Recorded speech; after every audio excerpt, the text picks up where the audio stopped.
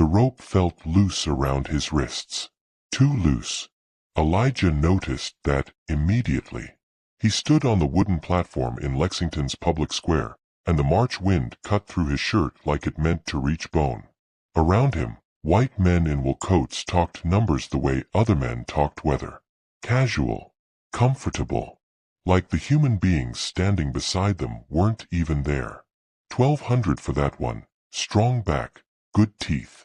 Won't pay more than 800. Look at his hands. Field damage. That girl there, the young one, she'd fetch 1,500 easy in New Orleans. Elijah didn't move. Didn't look at them. His eyes stayed fixed on the brick courthouse across the square, but his mind was somewhere else entirely. Somewhere they couldn't reach. Somewhere they didn't even know existed.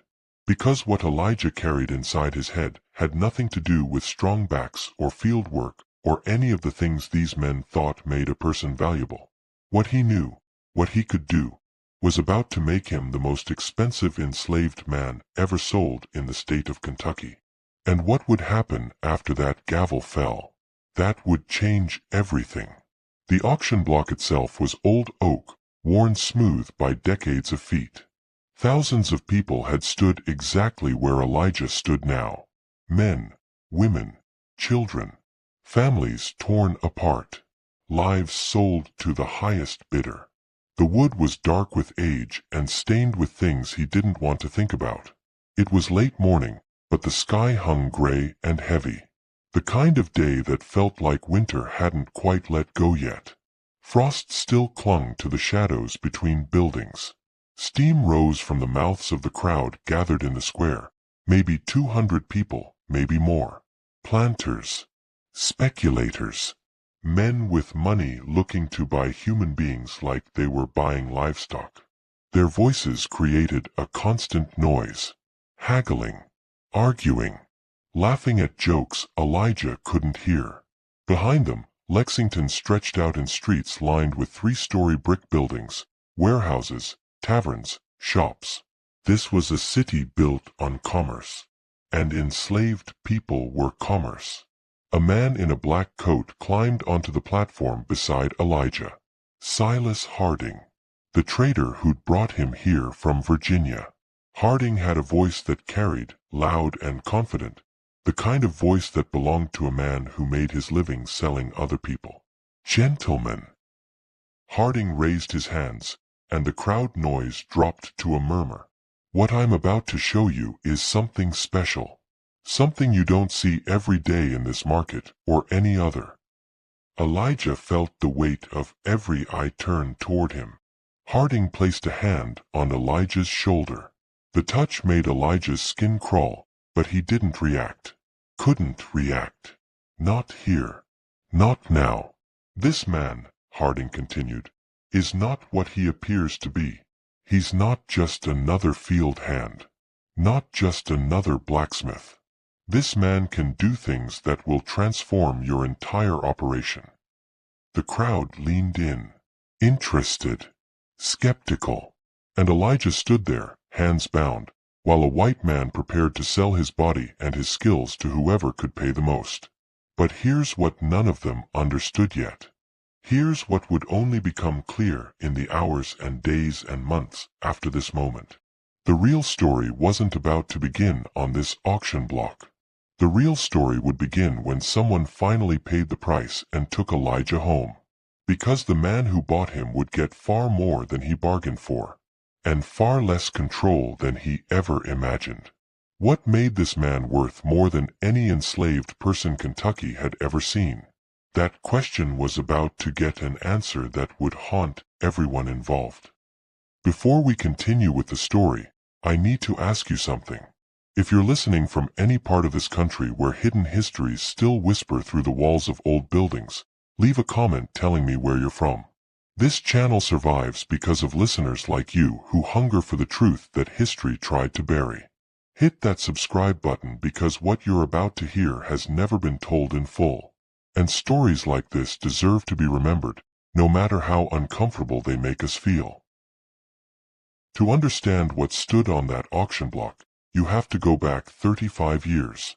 Back to a tobacco plantation outside Richmond, Virginia, where a woman named Naomi gave birth to a son in the summer of 1821. Naomi worked in the main house for Master Thomas Beaumont and his wife. She served meals, cleaned rooms, pressed linens. Close enough to the white family to see things most enslaved people never saw. Books, newspapers, letters written in careful script. She watched. She learned.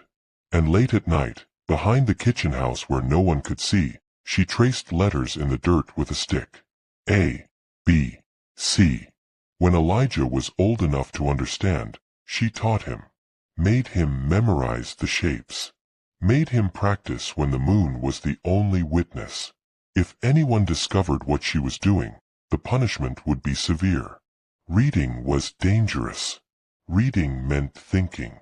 And enslaved people weren't supposed to think. But Naomi took that risk because she understood something the masters didn't. Knowledge was the one thing they couldn't take away once you had it. Elijah's father was a different kind of teacher. Amos worked the plantation forge, and he understood metal the way preachers understood the Bible. He could look at a broken tool and see not just the damage, but the solution. He knew which temperature made iron bend and which made it shatter. He knew how to repair a plow blade so it lasted twice as long as the original. The forge was hot, loud, filled with smoke and sparks. Amos worked there from dawn until the light died, and as soon as Elijah could walk, he followed his father to that fire. "Watch," Amos would say. "Don't just look. Watch." And Elijah watched everything. How his father positioned the iron in the coals. How long he left it there. The color it turned when it was ready. The rhythm of the hammer striking metal. The hiss when hot iron met cold water. By age 7, Elijah could work the bellows without being told. By 10, he could shape a simple horseshoe. By 12, he could shoe a horse better than men 3 times his age. The other enslaved workers noticed. So did the white overseers. "That boy's got a gift," they said. And Thomas Beaumont paid attention, because a slave with skills was worth more money. Simple as that. At 15, Elijah saw a cotton gin break down during harvest. The plantation's regular blacksmith couldn't fix it. They'd have to send to Richmond for parts, lose weeks of work. But Elijah studied the machine, saw where the problem was, and designed a modification that not only fixed it but made it run more efficiently than before. Word spread. By the time Elijah turned 20, his reputation reached beyond Beaumont's property. Other planters asked to borrow him for repairs.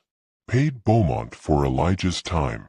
Watched him solve problems their own workers couldn't handle. And that's when things became complicated. Because in the South of the 1850s, there were rules. Unspoken but absolute. An enslaved person could work, could serve, could obey. But intelligence, creativity, the ability to innovate and improve, that threatened everything the system was built on. The entire justification for slavery rested on the claim that black people were inferior, incapable of the same level of thought as white people, meant for labor, not for thinking.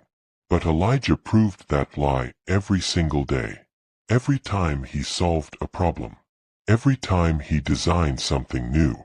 Every time he demonstrated skills that most white men didn't possess. And Thomas Beaumont found himself in an impossible position.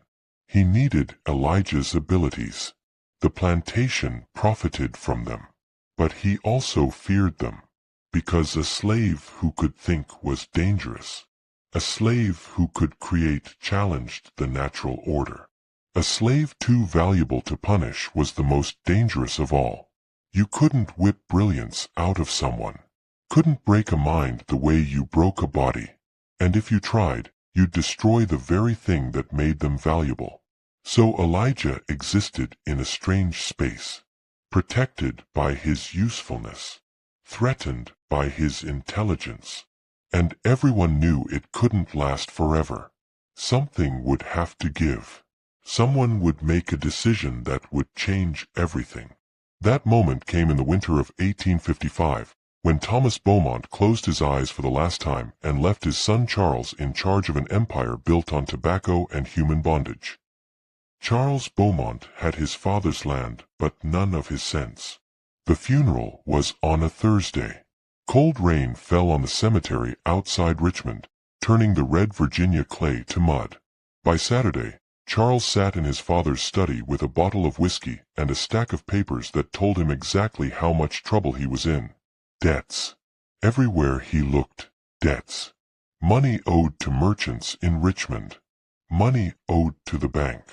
Money borrowed against future tobacco crops that hadn't even been planted yet. His father had been sick for 2 years, too weak to manage the plantation properly, and Charles had stepped in to help. Helped himself, mostly. The gambling started small. Card games in Richmond taverns. Horse races. Bets on cockfights. But small debts became large debts, and large debts became the kind of hole you couldn't climb out of. By the time they put Thomas Beaumont in the ground, Charles had already burned through half his inheritance, and he hadn't officially inherited anything yet. He poured another drink and opened the property ledger. Enslaved people were listed like livestock. Names, ages, skills, estimated values.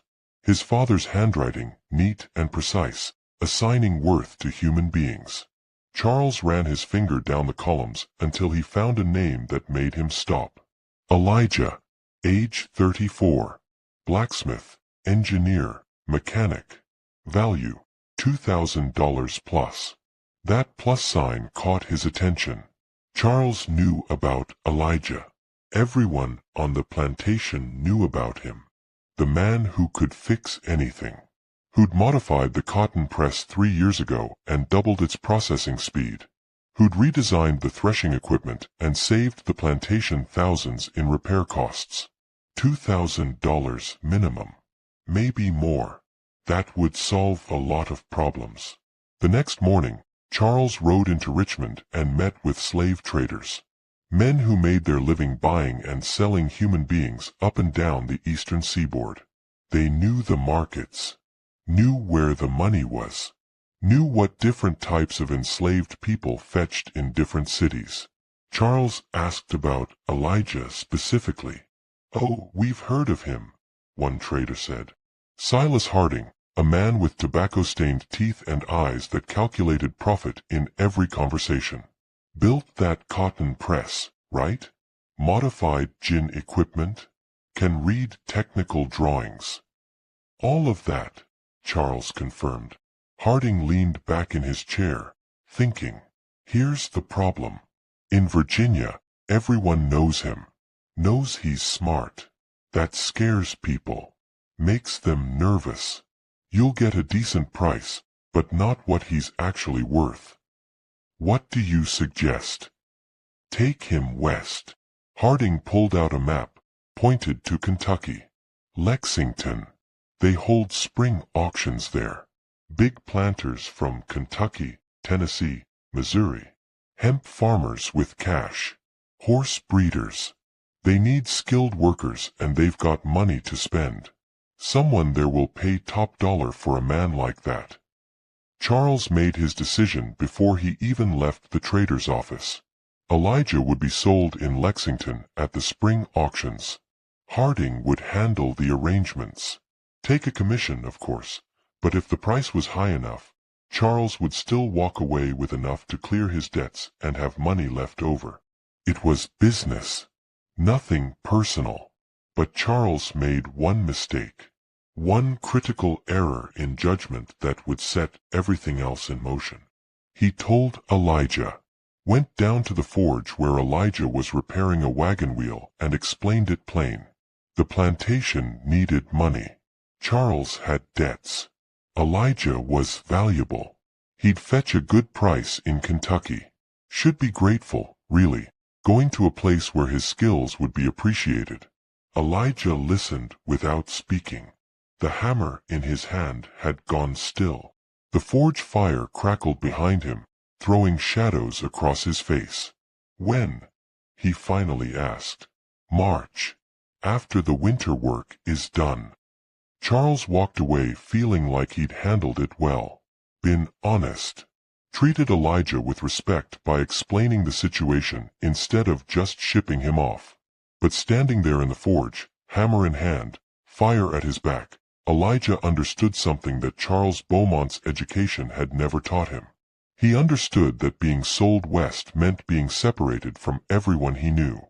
His mother still worked in the main house. Friends he'd grown up with. The only home he'd ever known. He understood that his value as property made him powerless as a person. And he understood that if he was going to be sold anyway, if his fate was already decided, then the only thing left was to figure out what came after. In that moment, Elijah stopped thinking like someone waiting for freedom. He started thinking like someone who would have to take it.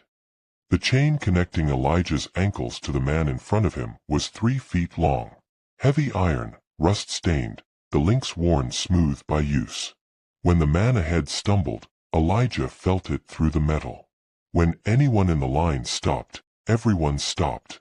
They left Virginia in early March, 12 enslaved people chained together in what traders called a coffle. Silas Harding led them west on foot, following roads that cut through mountains still holding winter snow. 2 other traders rode horses alongside the line, rifles across their saddles, watching for anyone foolish enough to run. Nobody ran. The chains made sure of that. They walked from sunrise until the light failed. 20 miles some days. 15 on bad roads. The man in front of Elijah was named Peter, sold away from a plantation in North Carolina. Behind Elijah walked a woman called Ruth, pregnant and struggling to keep pace. The chain forced them into a rhythm. Walk or fall. Fall and you'd drag everyone down with you. At night they slept in pens behind taverns. Wooden enclosures with dirt floors, no roof, just walls high enough to keep people in. The traders fed them cornmeal mush and whatever was cheap. Sometimes bacon fat. Sometimes nothing but the mush and water. Elijah's feet bled through his shoes by the 3rd day. By the 5th day, he'd wrapped them in strips of cloth torn from his shirt. Everyone's feet bled. The woman Ruth could barely walk. Peter developed a cough that sounded wet and dangerous. But Elijah's mind stayed sharp. He watched everything. Listened to everything.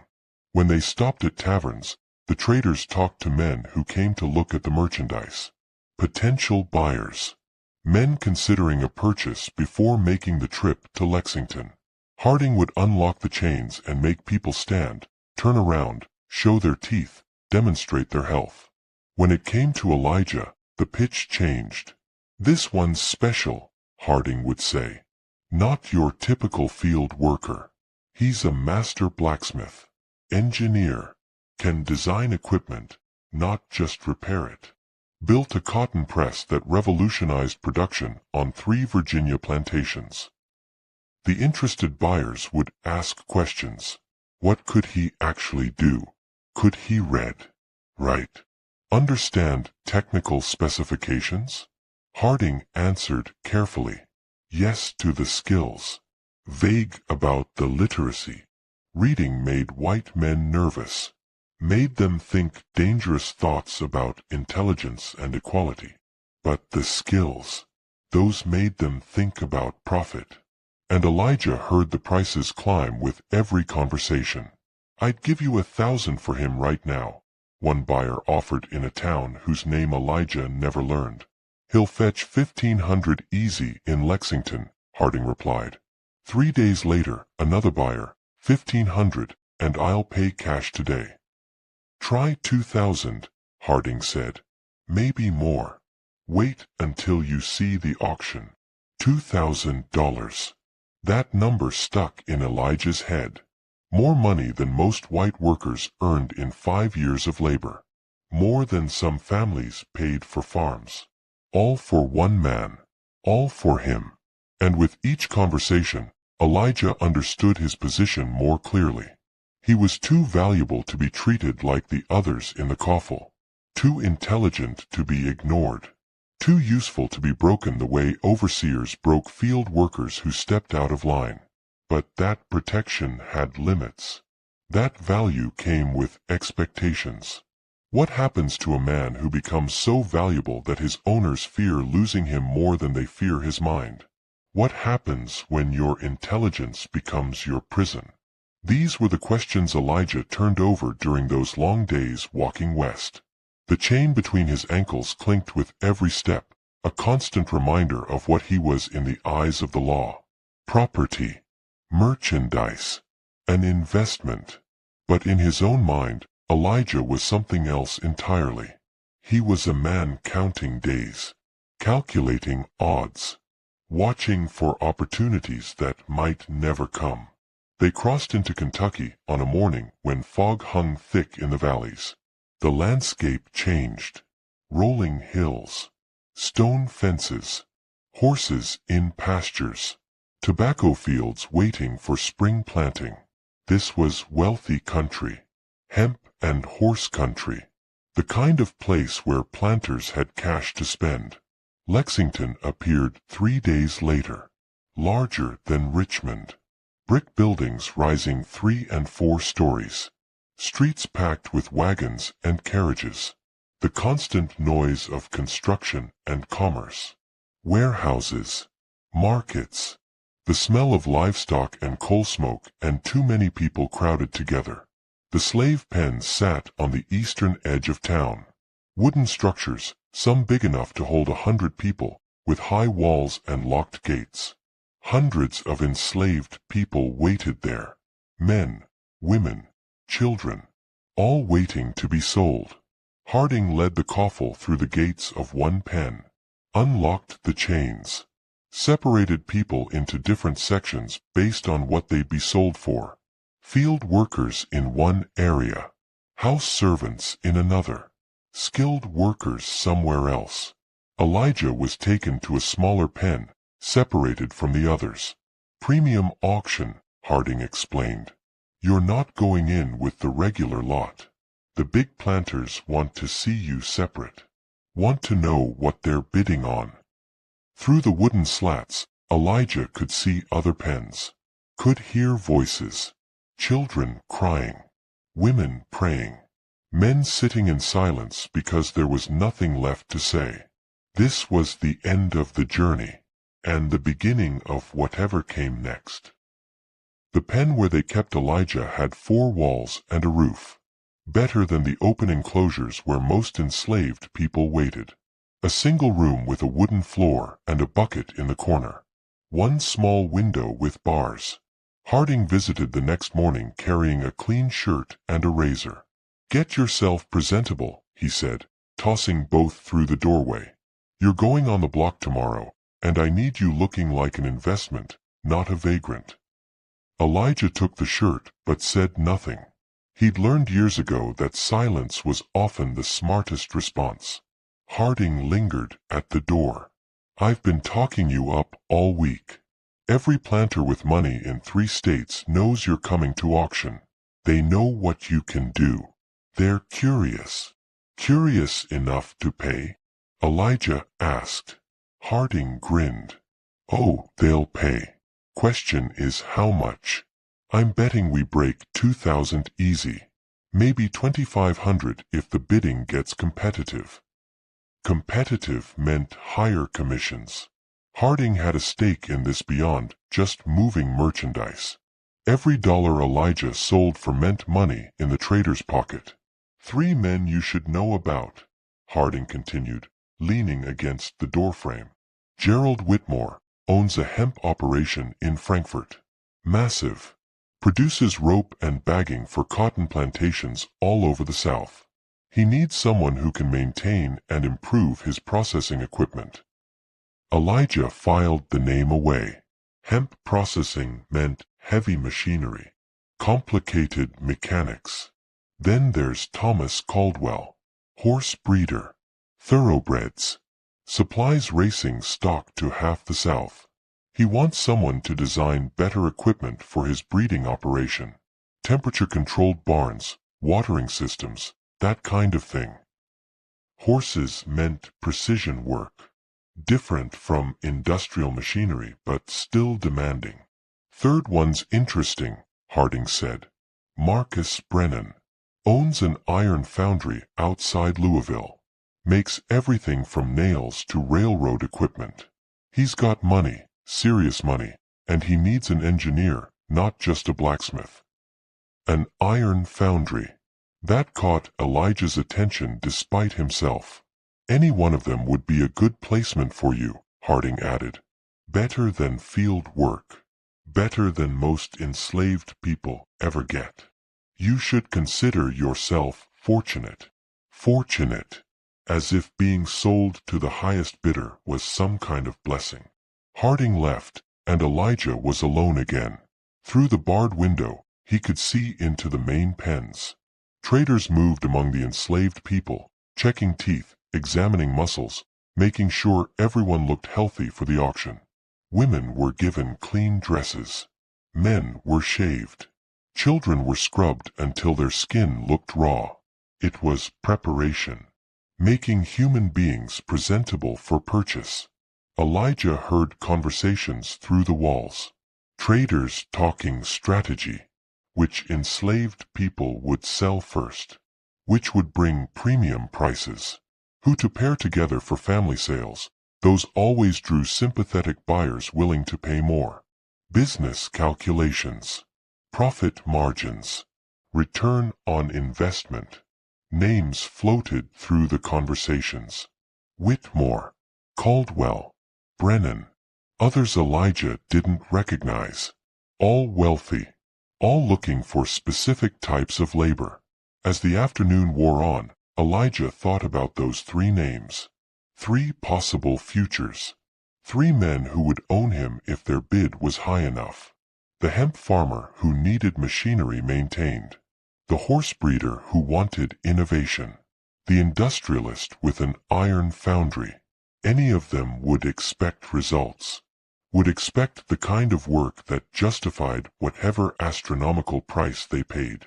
And therein lay the danger. Because expectations create pressure. Pressure creates scrutiny. And scrutiny makes it impossible to exist quietly.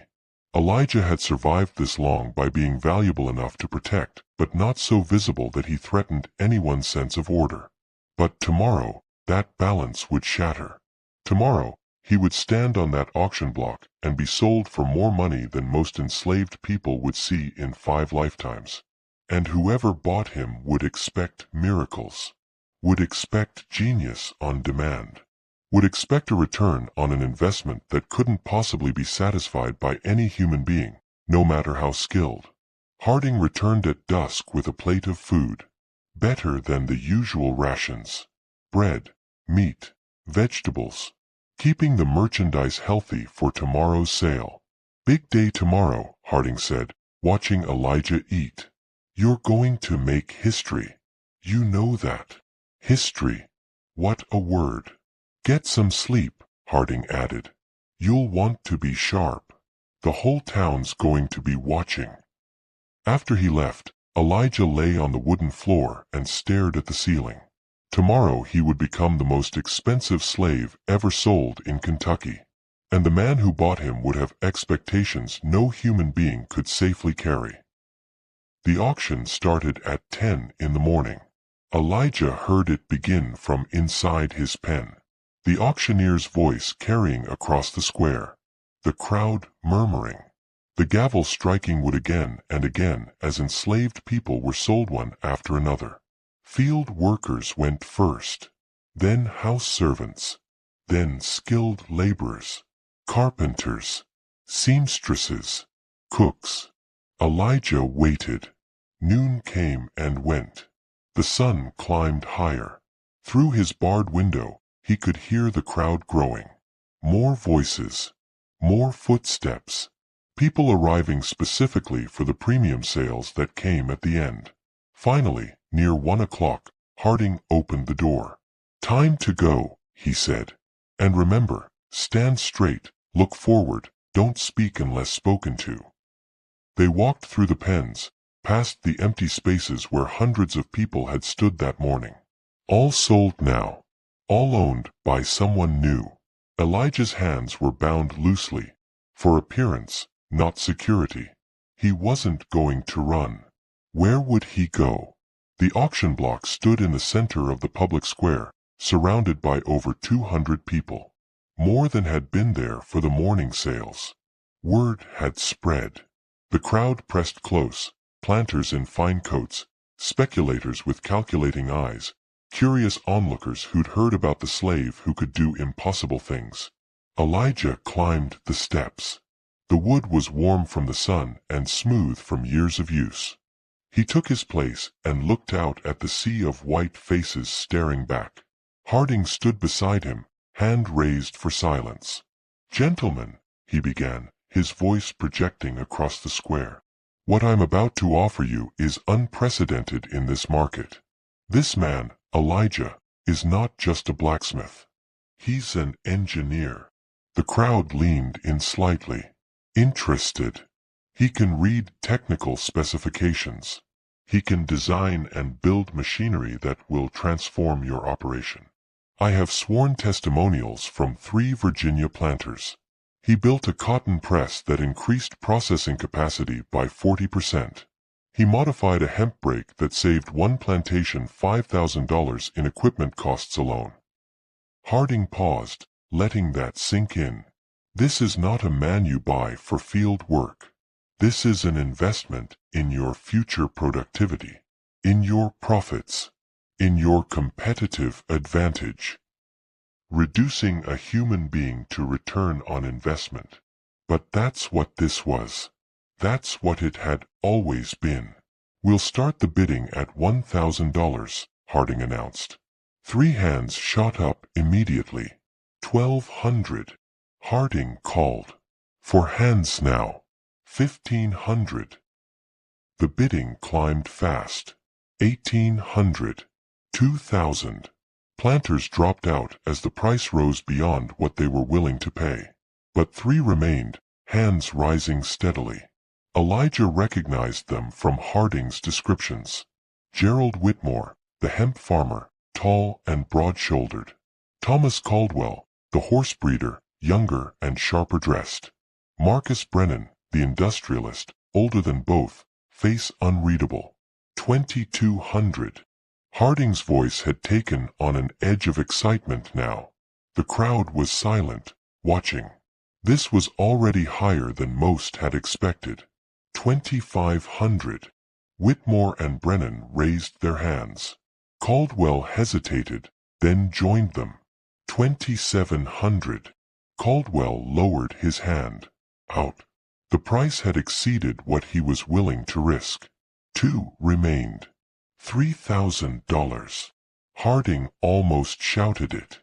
The crowd stirred. $3,000. That was more than most skilled white workers, carpenters, blacksmiths, even doctors in small towns, earned in 5 years of labor. More than some small farms sold for. Whitmore's hand went up, but there was hesitation in his face now. This was approaching the limits of reason. Brennan raised his hand without expression. Calm. Certain. Harding looked between them, sensing the end approaching. "Do I hear 3,200? Silence stretched. Whitmore's hand stayed down. He shook his head slightly. Too much. Brennan's hand remained raised. $3,200. Harding's voice barely contained his excitement. His commission on this sale would be substantial. Going once. No other hands. Going twice. The crowd had gone completely silent. People held their breath. This was history being made, and everyone knew it. The gavel came down with a crack that echoed across the square. Sold. To Marcus Brennan. And just like that, Elijah belonged to someone new.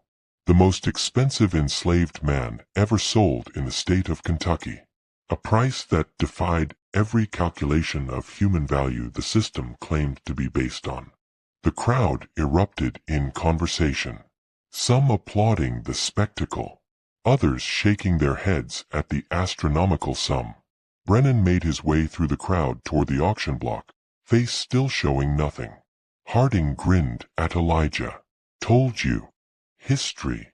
But standing there on that block, hands bound, surrounded by people celebrating the sale of his body and mind, Elijah understood something they didn't. The auction was only the beginning. The real test would come in what happened next. Marcus Brennan didn't speak much during the wagon ride from Lexington. He sat up front with the driver while Elijah sat in back with the paperwork that proved ownership. Bill of sale. Transfer documents. Legal proof that one man now belonged to another. The journey took most of a day. West toward Louisville, then north along a road that followed the Ohio River. The landscape changed as they traveled. Fewer plantations, more industry, warehouses, shipping docks, the smell of coal smoke and metal. The foundry sat on a bend in the river, 10 miles outside Louisville proper. A massive operation. 3 large buildings with brick walls and tall smokestacks. A 4th building that looked like offices. Stacks of iron bars and coal piled outside. The constant ring of hammers on metal carried across the water. Brennan climbed down from the wagon and gestured for Elijah to follow. "This is it," he said simply. "We produce everything from nails to railroad equipment. Train wheels, axles, coupling mechanisms. The railroads are expanding west, and we're one of their primary suppliers." He led Elijah through the main building. The heat hit first. Massive furnaces burned at one end, their fires so hot the air shimmered. Workers moved between stations, some enslaved, some free white laborers, all working together in the organized chaos of industrial production. "We run 3 shifts, Brennan explained, raising his voice over the noise. "Production never stops. But we're inefficient. The furnaces lose heat. The molds break too often. We waste metal in the casting process. That's where you come in." He stopped at a workstation where a broken wheel mold lay in pieces. "I need efficiency. I need innovation. I paid $3,200 for your skills, and I intend to see a return on that investment." He looked at Elijah directly. "Can you do what they said you can do?" Elijah studied the broken mold, examined the fracture pattern. The design flaw was obvious. Uneven cooling had created stress points that led to failure. He could fix this, could redesign it to last twice as long. "Yes," he said. "I can do it." Brennan nodded. "Good. I'll have the foreman show you the full operation tomorrow. For now, let me show you where you'll be staying." The quarters were behind the main foundry building. A row of small cabins for the enslaved workers. Better than plantation slave quarters, actual wooden floors, a stove for heat, a real bed instead of a cornshuck mattress. But the door locked from the outside. The windows had bars. Better bondage was still bondage. "You'll eat with the other workers," Brennan said. "Breakfast at dawn, dinner after the day shift ends. You'll have Sundays off unless there's an emergency. Any questions?" Thousands of questions. But Elijah asked none of them. That night, lying on the actual bed in his locked cabin, Elijah listened to the foundry's night shift working. The rhythmic pounding of hammers. The hiss of hot metal meeting water. The shouts of foremen directing workers. He thought about Brennan. The man wasn't cruel, at least not in the obvious ways. He was practical. A businessman who saw enslaved people as investments to be managed efficiently. He'd paid an astronomical sum because he needed expertise, and expertise required a certain level of freedom to function. But there was something Brennan didn't understand yet. Something he'd learn soon enough. You couldn't own someone's mind the way you owned their body. You couldn't purchase genius and expect it to perform on command without giving it room to think. And thinking meant questioning. Questioning meant recognizing contradictions. The fundamental contradiction of Elijah's position was this. Brennan needed him to be intelligent enough to revolutionize the foundry's operations, but that same intelligence would inevitably force both of them to confront the impossibility of slavery as a system. The next morning, Elijah met the other workers. There was Fletcher, a free black man who worked as a foreman, skilled in metalwork but limited by the color of his skin in what positions he could hold. There was Willem, a white craftsman from Pennsylvania who treated the enslaved workers with surprising respect. There was Moses and Benjamin, both enslaved, both working the furnaces. They watched Elijah with curiosity and suspicion. Everyone knew what he'd sold for. Everyone knew Brennan had expectations. $3,000, Fletcher said quietly during the midday break. That's a lot of pressure. It is, Elijah agreed. What happens if you can't deliver? That was the question, wasn't it? But Elijah had already seen enough of the foundry to know he could deliver. The question wasn't whether he could improve operations. The question was what would happen when he did. Because Brennan needed an engineer. What he got was a man who would dismantle every assumption about what slavery actually was. The first change came within 2 weeks. Elijah redesigned the main furnace's airflow system. Nothing complicated, just a series of channels that directed heat more efficiently and allowed for better temperature control. The modification took 3 days to implement. The results were immediate. Fuel consumption dropped by 15%. Temperature range increased. The furnaces could now handle different types of metal without complete rebuilds between batches. Brennan noticed. "How did you know that would work?" he asked, standing beside the redesigned furnace. "The heat was escaping through gaps in the brick," Elijah explained. "Redirecting the airflow captures it. Basic thermodynamics." Basic thermodynamics. From a man the law considered property. By the end of the first month, Elijah had moved on to the molds. The foundry used casting molds that cracked after a dozen uses, sometimes fewer. Replacing them constantly ate into profits.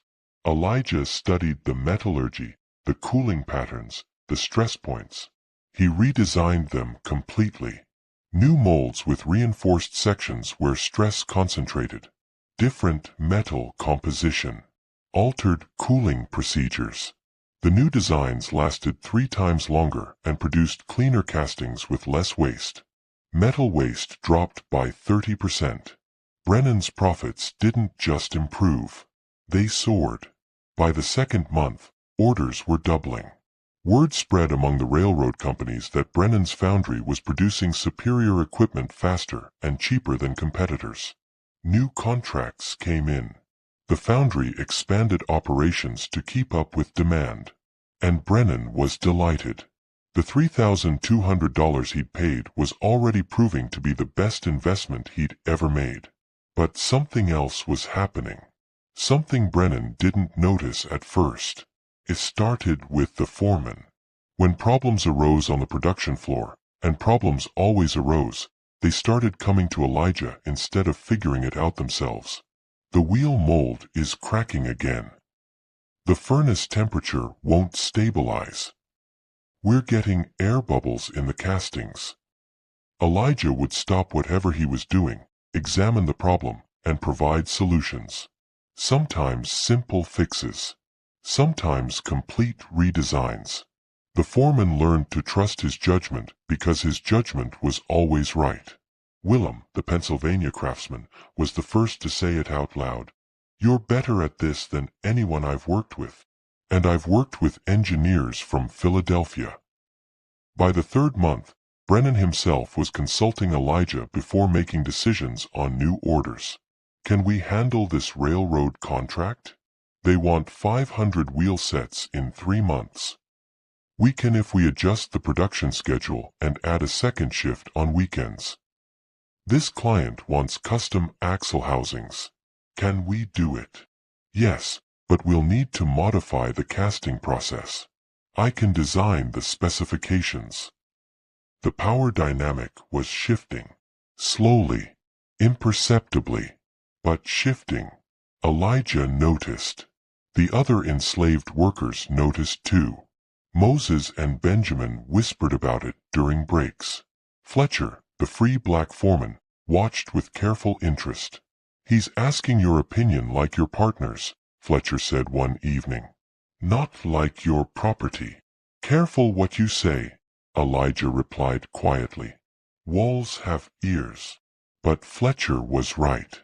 The relationship between Brennan and Elijah was becoming something unusual. Something that didn't fit the normal patterns of master and slave. Not all the white workers appreciated it. There was a man named Hutchins, a mold maker who'd worked the foundry for 8 years. He resented taking direction from an enslaved man. Resented that Brennan valued Elijah's input over his own experience. "It's not right," Hutchins muttered to other workers. "Man like that shouldn't have authority over white men."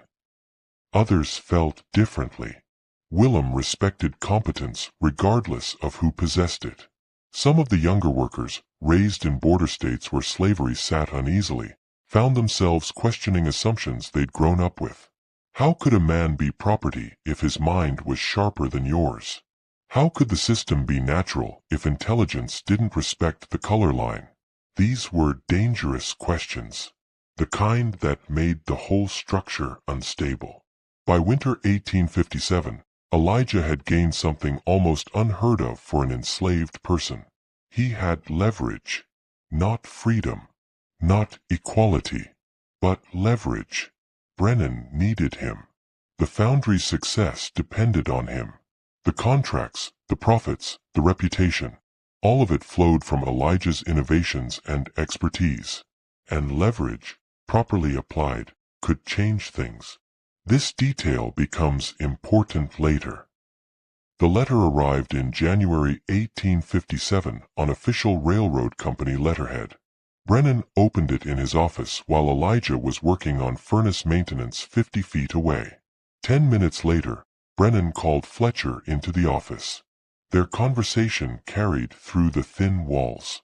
"They want what?" Fletcher's voice, incredulous. "A specialized rolling mill. Custom built.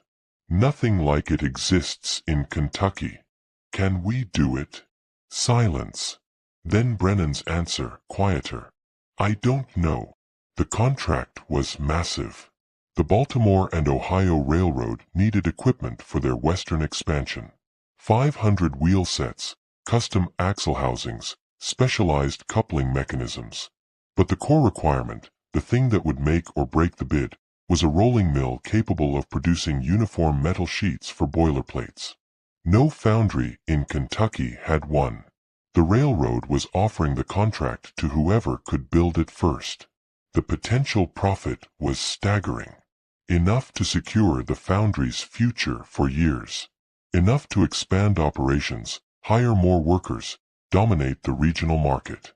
But it required technology Brennan didn't have and expertise he wasn't sure he possessed. For 3 weeks, he worked on the problem himself. Technical drawings spread across his office desk. Books on metallurgy and mechanical engineering borrowed from a colleague in Louisville. Long nights calculating specifications and design requirements. Nothing worked. Every design he sketched had flaws he couldn't solve. The rolling mechanism wouldn't maintain consistent pressure. The heating system couldn't achieve uniform temperature. The metal guides would warp under stress. He consulted with other foundry owners. None had answers. One suggested bringing in an engineer from Pittsburgh, but that would take months and cost a fortune with no guarantee of success. By late January, Brennan understood what he'd been avoiding. He needed Elijah. The realization sat uncomfortably. He'd paid $3,200 for expertise, yes, but consulting an enslaved man on something this important felt different. This wasn't improving existing operations. This was trusting critical business decisions to someone he legally owned. But necessity overrode discomfort. On a cold morning in early February, Brennan sent word for Elijah to come to the office. The other workers noticed. Willem paused at his station. Moses and Benjamin exchanged glances. Hutchins scowled. It was unusual for Brennan to call Elijah to the office. Usually, he came to the production floor. Elijah climbed the wooden stairs to the second-floor office. Knocked. Entered. Brennan stood at his desk, technical drawings spread across every available surface. He looked tired. Frustrated. "Close the door," Brennan said. Elijah did. "I have a problem." Brennan gestured to the drawings. "A railroad contract. Significant money. But it requires building equipment I've never built before. A rolling mill for metal sheets." He pulled out the specifications, laid them where Elijah could see. "I've been working on this for 3 weeks. I can't make it work. The design requirements are beyond anything we've done here." Through the office windows, workers on the production floor could see them. See Brennan standing beside Elijah, pointing at drawings, clearly asking for help. "Can you design it?" Brennan asked. The question hung in the air between them. Not a command. A request. An acknowledgement that Elijah's expertise exceeded his own. Elijah studied the specifications. His eyes moved across the drawings, absorbing dimensions, material requirements, mechanical tolerances. His mind worked through the engineering challenges. The rolling mechanism needed counter-rotating cylinders with adjustable pressure. The heating system required precise temperature zones. The metal guides needed expansion joints to handle thermal stress. It was complicated, ambitious, but possible. He could design it, could build it, could solve every problem Brennan had struggled with for 3 weeks. But as Elijah stood there, looking at those drawings, his mind calculated something else entirely. He calculated his position, his value, his leverage. He calculated what 3 months of transformation had created, a situation where Brennan needed him more than he needed Brennan's approval. He calculated the one thing he'd been calculating since the moment he stood on that auction block in Lexington: how to turn value into power. How to turn necessity into negotiation. The room filled with tension as Brennan waited for an answer. Outside, workers watched through the windows, sensing something significant was happening. Elijah looked up from the drawings and said something no enslaved person should ever be able to say. "I can design it, but I need something in return." The room went cold. Not literally. The stove still burned in the corner. But the temperature of the conversation dropped to something icy and dangerous. This was the moment every slaveholder feared. The moment when property stopped acting like property. When the carefully maintained fiction of natural order cracked wide enough to see through. Outside, the foundry hammers rang their endless rhythm. Metal striking metal. Workers shouting. The business of industry continuing while inside this office, everything had stopped. Brennan stared at Elijah. His face went through several expressions. Shock first, then anger, then something more complicated. He was trying to process what he'd just heard, trying to reconcile it with every assumption he'd been taught since childhood. Enslaved people didn't negotiate, didn't make demands, didn't set terms. But here was Elijah, standing calm and steady, stating conditions like he had any right to them. "What did you say?" Brennan's voice was quiet, controlled. "I said I can design your rolling mill, but I need something in return." Brennan's hands gripped the edge of his desk. "You need something." "Yes." The silence stretched. Outside the windows, workers were watching.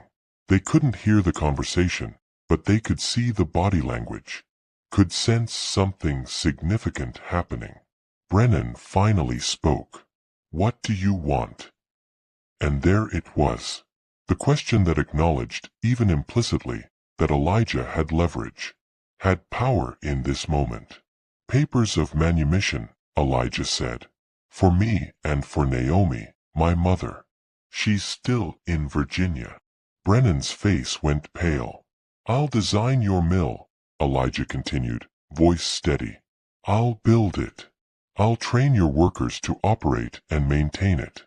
When it's finished and operational, when the railroad contract is fulfilled, you free us both." "You're asking me to—" Brennan stopped. Started again. "Do you understand what you're asking?" "I understand exactly what I'm asking." Brennan turned away, walked to the window. His reflection showed in the glass, and behind it, the foundry floor where dozens of workers continued their jobs, unaware that the system they operated within was being challenged in this office. "I paid $3,200 for you," Brennan said, still facing the window. $3,200. Do you know what that means? Freeing you means losing that entire investment. That's more than most men make in 5 years. I know what you paid. Then you know what you're asking is impossible. Is it? Elijah took a step closer. That railroad contract is worth 10 times what you paid for me. Maybe 20 times. You said it yourself, it would secure the foundry's future for years. But you can't fulfill it without me. You've tried for 3 weeks and gotten nowhere. Brennan turned back around. I could find another engineer. You could try. That would take months. Maybe 6 months. Maybe a year. The railroad won't wait that long. They'll give the contract to someone else. Elijah paused. Or you could have the mill designed, built, and operational in 8 months. Your choice. The fundamental contradiction of slavery was sitting right there in that office, impossible to ignore. Brennan needed Elijah to be intelligent enough to solve complex engineering problems. But that intelligence inevitably led to this, to Elijah understanding his own value, his own leverage, his own humanity. You couldn't own someone's mind without eventually being forced to acknowledge that mind was equal to your own. Let me think about it, Brennan said finally. Give me time. How much time? I don't know. A few days. Elijah nodded, turned to leave.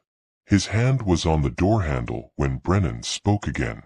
If I refuse, if I say no, will you still work? Elijah looked back. I'll work, but I won't design your mill. I'll do what you tell me to do, nothing more. You'll have a $3,000 blacksmith, not an engineer. He left, closed the door behind him, descended the stairs to the production floor where every worker suddenly found something to focus on, pretending they hadn't been watching. But they had been watching, and word spread. By evening, every worker in the foundry knew something had happened. The details varied in the telling, but the core truth remained. Elijah had asked for his freedom, had negotiated with Brennan like an equal. Hutchins was furious. It's not right. Man like that making demands. It's against nature. Willem was quieter in his assessment. If he can do what Brennan can't, maybe he's got the right to ask. The enslaved workers said little out loud, but Moses found Elijah that night outside the quarters. Is it true? He asked quietly. Did you really ask him to free you? I did.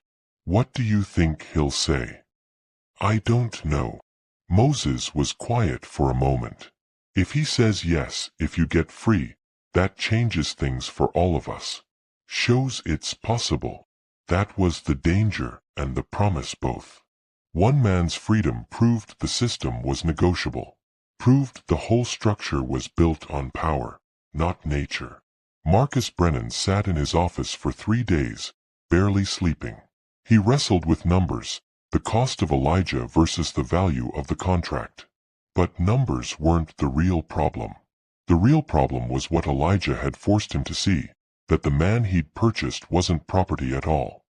On the 4th day, Brennan sent word at dawn. Tell Elijah to come to the office. The message traveled through the foundry like electricity. Workers paused mid-task. Fletcher met Elijah's eyes across the production floor. Everyone understood what this meant. Brennan had made his decision. Elijah climbed the stairs for the second time that week. Knocked. Entered. Brennan sat behind his desk, paperwork spread in front of him. He looked exhausted, like a man who'd wrestled with demons and wasn't sure if he'd won. "Sit down," Brennan said. Elijah sat. The chair creaked under his weight. Brennan took a long breath. "I've thought about your proposal. About what you're asking. About what it would mean." Silence. Elijah waited. "I'm going to agree to your terms. But with conditions." Something loosened in Elijah's chest.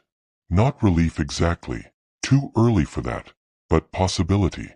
Brennan pulled out a sheet of paper, handwritten. The mill must be completed within 8 months. It must meet all technical specifications required by the railroad contract. It must be fully operational, and your workers must be trained to operate it without your direct supervision. He looked up.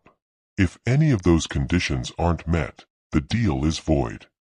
"I understand. I'll begin arrangements to purchase your mother from Virginia. That will take time and money. If you fail to deliver, I lose that investment too." "I won't fail." Brennan studied him for a long moment.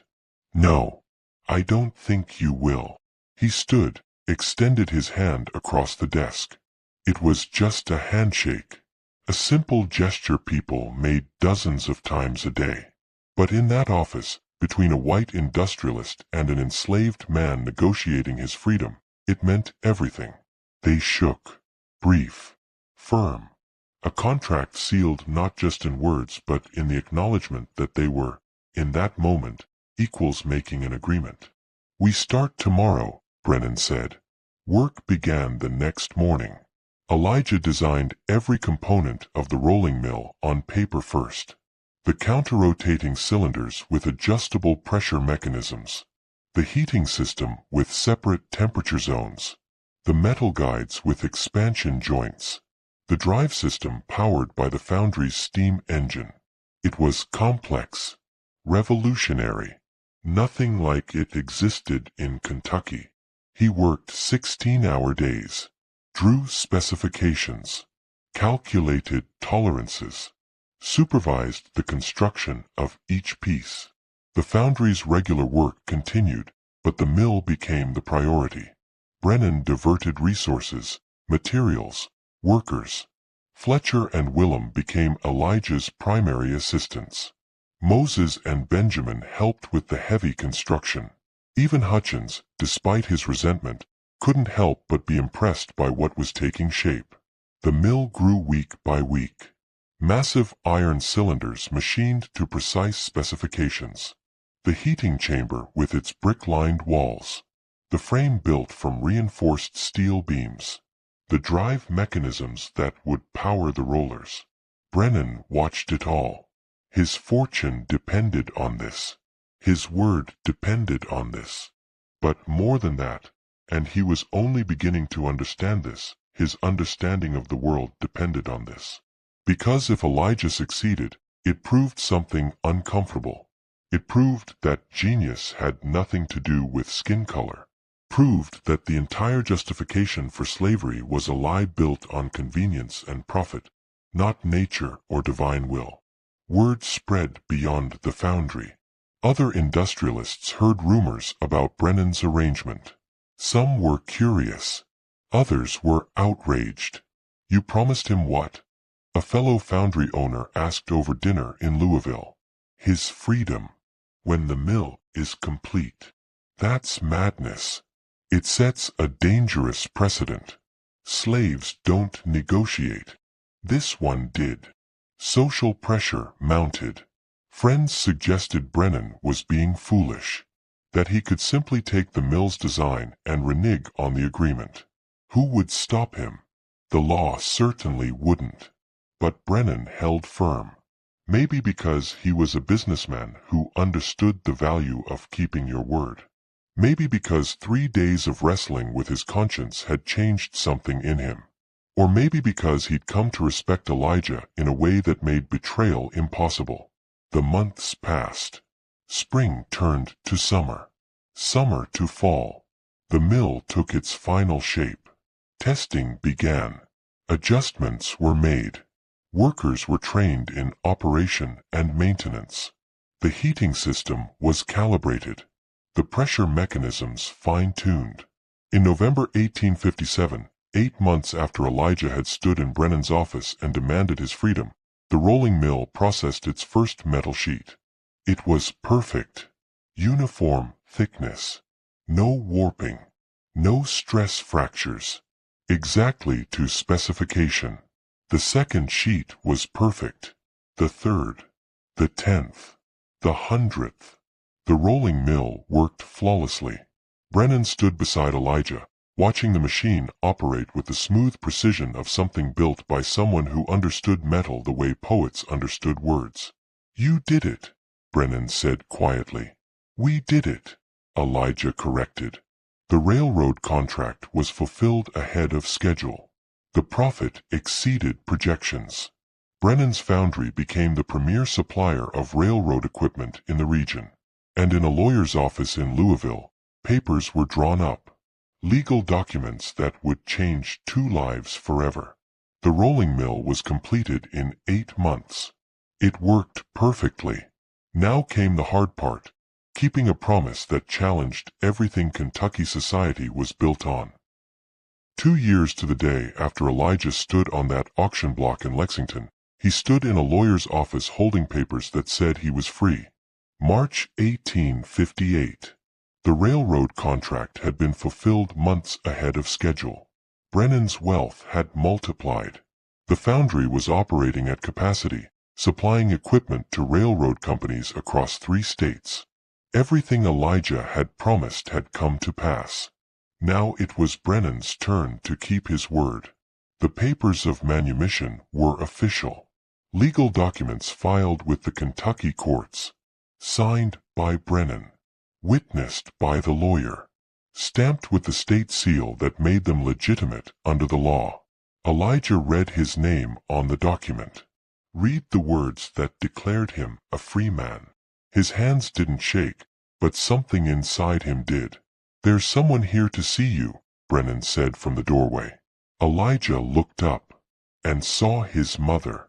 Naomi stood in the hallway, older than he remembered, grayer, but unmistakably her.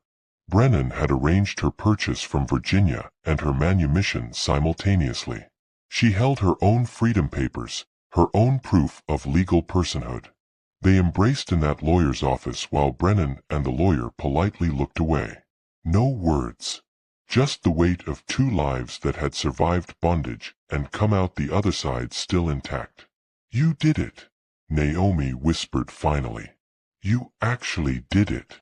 News traveled fast. By the time they returned to the foundry, every worker knew. The enslaved workers gathered outside the quarters, watching Elijah and Naomi arrive as free people. The reactions were complicated. Hope, because if Elijah could negotiate his freedom, maybe others could too. Disbelief, because this wasn't how the world was supposed to work. Jealousy, because freedom was scarce and seeing someone else gain it highlighted your own continued bondage. Joy, because witnessing one person's liberation was still witnessing liberation. Moses approached cautiously. "Is it real? Are you actually free?" Elijah showed him the papers. Moses touched them like they might disappear. "What will you do?" Fletcher asked. "Leave," Elijah said simply. "Soon as we can." Because freedom in Kentucky, even legal freedom, was conditional. Dangerous. Free black people lived under constant scrutiny, constant threat. Laws restricted where they could live, what work they could do, whether they could testify in court. And beyond the law, there was always the risk of kidnapping, of being sold back into slavery by men who didn't respect paperwork. True freedom meant leaving the South entirely. Brennan's reputation in the community changed overnight. Some industrialists respected his integrity, a man who kept his word even when it cost him dearly. But others condemned him, called him a traitor to Southern values, said he was setting a dangerous precedent, showing enslaved people that the system was negotiable. He lost friends over it, lost business from planters who refused to work with a man who'd freed valuable property. But he never wavered. 3 weeks later, Elijah and Naomi left Kentucky. They traveled north through Ohio, following roads that led toward Lake Erie. Other free black families had settled near Cleveland, building communities where they could live with slightly less fear. Elijah opened a small machine shop there, did repair work, built custom equipment, took commissions from local manufacturers. He never became wealthy, never achieved the fame his skills deserved. His innovations were used by others who got the credit. But he lived as a free man, made his own decisions, kept the money he earned, chose where to live and how to spend his time. He was the author of his own life, and that was worth more than any amount of wealth. Back in Kentucky, Marcus Brennan ran his foundry for another 30 years. The rolling mill Elijah designed continued to operate, producing metal sheets for railroad equipment well into the 1880s. But Brennan never bought another enslaved person. He converted his workforce to paid labor over the next 3 years, becoming one of the few Southern industrialists to do so before the Civil War forced the issue. It cost him profits, cost him standing in the community. But something about that handshake in his office, that moment of acknowledging Elijah as an equal, had changed him. He and Elijah exchanged letters occasionally. Brief notes, updates on business and life, an acknowledgement of the strange, uncomfortable relationship they'd forged. Not quite friendship, not quite partnership, but something that defied easy categorization. Two men who'd challenged the system and won, in different ways. The story of Elijah, the most expensive slave ever sold in Kentucky, doesn't end with his freedom. It ripples outward in ways neither he nor Brennan could have fully anticipated. Brennan's conversion to paid labor happened gradually. First the skilled workers at the foundry, then the unskilled laborers. By 1860, his entire workforce received wages. It made him an outlier among Southern industrialists, most of whom continued relying on enslaved labor until the war made that impossible. The letters between Brennan and Elijah continued for years. Never frequent, maybe 3 or 4 times a year. Brief updates. Brennan would write about the foundry's operations, about how the rolling mill still performed flawlessly. Elijah would respond with news about his machine shop, about customers who appreciated his work even if they didn't know his full story. Neither man quite knew what to call their relationship.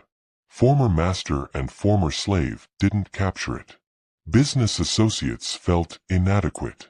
They'd forged something that had no easy name, an acknowledgement that they'd both changed each other, both been forced to confront truths about humanity that the system around them worked hard to deny. But Elijah's story reveals something larger than one man's skills or one owner's crisis of conscience. It reveals the fundamental contradiction slavery could never resolve. The system claimed that black people were inferior, incapable of intelligence equal to white people, naturally suited only for labor without thought. But that claim collapsed the moment it encountered someone like Elijah. Someone whose genius couldn't be denied, whose innovations saved thousands of dollars, whose expertise exceeded that of educated white engineers. Every time Elijah solved a problem Brennan couldn't solve, the justification for his bondage weakened. Every time his intelligence proved equal or superior to those who claimed natural authority over him, the whole structure trembled. And Elijah wasn't unique. He was one of thousands. Thousands of enslaved people whose brilliance was deliberately suppressed, whose innovations were stolen and credited to white owners, whose contributions to American agriculture, industry, architecture, and technology were erased from history because acknowledging them would undermine the entire system. How many cotton gins were improved by enslaved blacksmiths whose names we'll never know? How many plantation fortunes were built on techniques developed by enslaved workers whose expertise was taken for granted? How many buildings still standing were designed by enslaved architects whose contributions went unrecorded? The historical record is full of gaps where genius should be documented, but isn't. Full of white men taking credit for innovations that came from black hands and black minds they claimed to own. These contradictions didn't just create individual tragedies. They made the entire system unstable, unsustainable, and eventually, they helped tear the nation apart in a war that would cost hundreds of thousands of lives. Elijah's story, standing on that auction block, sold for an astronomical price, using his leverage to negotiate freedom, is testament to something the system could never fully destroy: the human spirit's refusal to be owned. You can chain someone's body. You can restrict their movement, control their labor, sell them like livestock. But you cannot own their mind, cannot purchase their creativity, cannot command genius the way you command physical labor. Some truths cannot be bought or sold, no matter the price. And that truth, that simple profound truth, is why stories like Elijah's matter. Not just as historical curiosities, not just as tales of individual triumph against impossible odds, but as evidence of something we still grapple with: the ongoing work of recognizing full humanity in everyone, regardless of what systems of power try to tell us. If stories like these matter to you, if you believe these names deserve to be remembered, these lives deserve to be honored, then join us. Subscribe to this channel. Hit that notification bell. Share this story with someone who needs to hear it. Because history isn't just dates and battles and famous names. History is people like Elijah. People whose names were almost forgotten, whose stories were nearly lost, but whose lives testified to something indestructible in the human spirit: the refusal to accept less than full humanity, the insistence on dignity even when the law denied it, the persistence of brilliance even when the system tried to suppress it. These stories are acts of resistance. And remembering them, truly remembering them, speaking their names, honoring their struggles and their triumphs, is resistance too. Because some truths survive everything. Even $3,200 couldn't buy what made Elijah who he was. And nothing ever will.